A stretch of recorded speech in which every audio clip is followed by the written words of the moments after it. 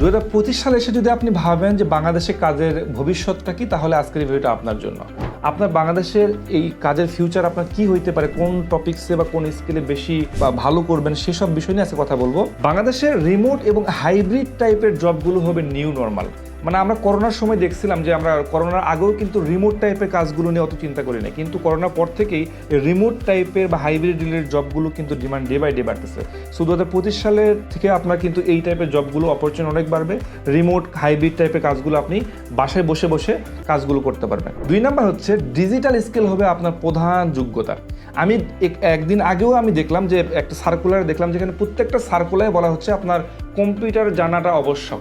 মানে এইরকম প্রত্যেকটা ডিজিটাল স্কিল ছাড়া কিন্তু আপনি জবে খুব বেশি ভালো করতে পারবেন না, এবং অপরচুনিটি আবার জন্য ছোট হয়ে আসবে। সো যত বেশি আপনি ডিজিটাল স্কিল সম্পর্কে আইডিয়া পাবেন, তত বেশি আপনার জবের জন্য অপরচুনিটি অনেক বেশি থাকবে। কারণ প্রত্যেকটা অফিস বলেন, যে কোনো টাইপের জব বলেন, আপনাকে ডিজিটালি একটু সাউন্ড হইতে হবে। আপনি অনেক বেশি ডিজিটালাইজ কাজ পারেন সেটা আপনাকে বুঝাইতে হবে, তাহলে আপনি কিন্তু অন্যের থেকে একটু আগায় থাকবেন। বিভিন্ন মার্কেট প্লেসে কিন্তু বাংলাদেশিদের ডিমান্ড বাড়তেছে, বাংলাদেশিদের সংখ্যাও বাড়তেছে।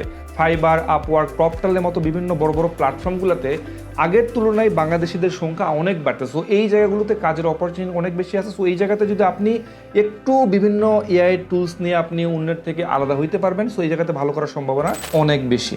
অটোমেশন এবং এআই অনেক চাকরিকে বদলে দিবে। আপনি যদি অটোমেশন এবং এআই সম্পর্কে খুব বেশি জ্ঞান না অর্জন করতে পারেন, তাহলে আপনি অনেক পিছিয়ে থাকবেন। সো এআই অটোমেশনের সঙ্গে অনেক ছোট ছোট চাকরি কিন্তু অটোমেটিক্যালি হারাই যাবে। সো আপনি যদি এআই ভালো বোঝেন, এটার সাথে যদি আপনার হিউম্যানিটিটা ভালো থাকে, দুটা কম্বিনেশনে কিন্তু আপনি টিকে থাকতে পারবেন। আদারওয়াইজ আপনার টিকে থাকাটা চাকরিতে খুব কঠিন হয়ে যাবে। 5 নাম্বার হচ্ছে লাইফ লং লার্নিং, এবং আপনাকে সবসময় আপডেট থাকতে হবে। আপনি যদি মনে করেন আপনি একটা স্কিল অর্জন করছেন, সেটা দিয়ে আপনি সারা জীবন চলবেন, তাহলে আপনি কিন্তু 3 থেকে 5 বছর পর অটোমেটিক্যালি জবলেস হয়ে যাবেন। আপনাকে সবসময় নতুন নতুন স্কিল শিখতে হবে, আপনাকে আপডেট থাকতে হবে। আদারওয়াইজ আপনি খুব বেশি দিন টিকে থাকতে পারবেন না। আপনাকে এই লং টাইম টিকে থাকার জন্য আপনাকে রেগুলার একটা স্টাডির মধ্যে থাকতে হবে, নতুন নতুন জিনিসপত্রগুলো আপনাকে শিখতে হবে। তো এই কয়েকটা 5টা যদি টেকনিক ফলো করেন, তাহলে 25 সালেও আপনার বাংলাদেশি ফিউচার ভালো হওয়ার সম্ভাবনা আছে। Thank you.